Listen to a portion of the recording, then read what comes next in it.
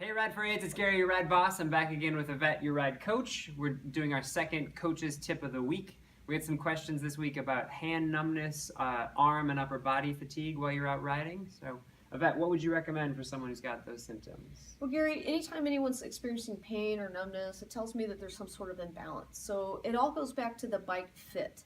If you haven't had your bike fitted and you're experiencing some of those symptoms, please consider getting a bike fit. A bike fit basically measures your body contact points with the bike, and it adjusts your seat, your handlebars, everything, every place that your body makes contact with for optimal comfort, performance, and safety.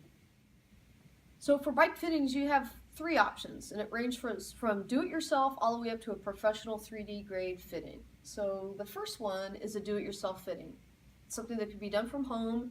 You can hop onto YouTube, look up some do-it-yourself videos, and they actually walk you through all the steps using some pretty simple, inexpensive tools that you might already have laying around the house to do some fitting. Now, it's a rough fitting, it's not done professionally, but it's a start. Okay, so that one's obviously free, and the pros are that you can do it on your own. Any cons? The cons is that you're not a professional, it's a rough fit, but the pro is that if you don't have the cash to put out for a bike fitting, and you need to get some sort of quick fix for your hand numbness or any pain that you might be experiencing, it's a good place to start until those funds become available.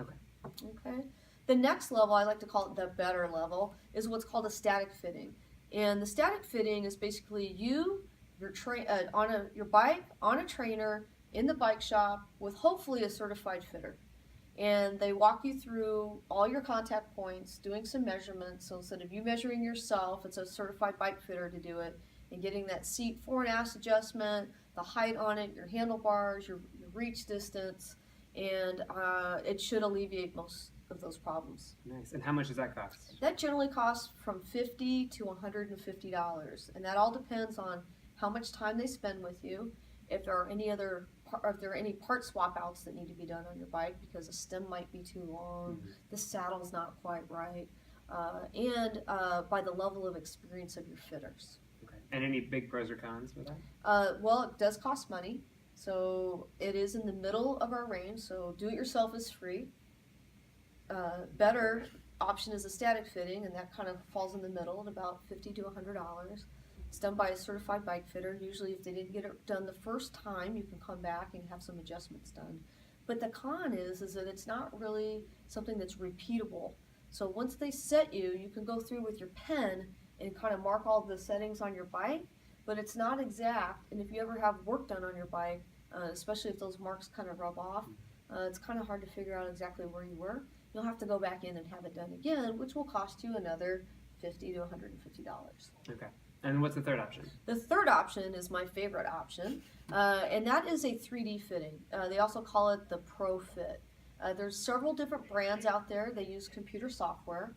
It's hooked to you on contact points. It generates an image on the screen. And my favorite bike fit done this way is Retool. It's what I've had done on all of my bikes. It's what I recommend to my wife. All of our friends that ask for a recommendation, I send them to a Retool fitter. I love it.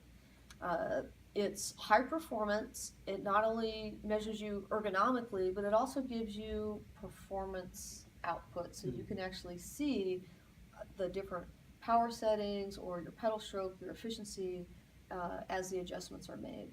So sometimes something might feel a little bit better, but you get more power output on the backside. But the idea is to get both performance and fit, and having that feedback is really important to that.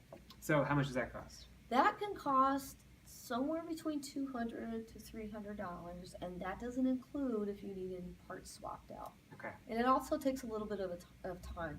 So plan to invest about 2.5 to 3 hours in that process. All right, so time, money, any other pros or cons? Yeah, you get a computer printout. So when you're done with your settings, or your fitting, you immediately get an email, and it has all of your saddle height, fore and aft, your bar stem height, gives you information about your bike, the brand, the year, the type of tires you're running on it, all the data junkie type stuff for people like me who really get into this. You get all that back. So if you ever need to have your bike shipped or you have work done on your bike, you can refer to that page, and then whoever the mechanic is can set your bike up back to that level. Oh, nice. All right, so you can always repeat with that. Yeah. Good.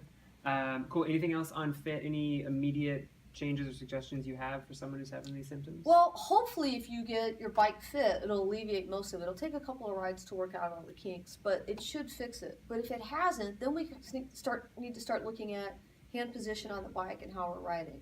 So you really want to have a neutral, soft grip on the bike. If you're doing a death grip, it's going to cause pain in your wrist, your elbows, and your shoulders over time. Also, if your wrists are hyper flexed or hyper extended, it's going to put a lot of pressure on your carpal tunnel nerve, and that will cause a lot of problems in your wrist and your elbows. It goes all the way up to your elbows, and then over time, from riding like this, you get those hunched up shoulders, and you'll start developing problems there. So a really nice neutral position on the bike is helpful, and I also like to move my hand position. That might be every mile, it could be every half mile depending on how fatigued I am, but I move my hands from the top of the bar to the hoods and down to the drops.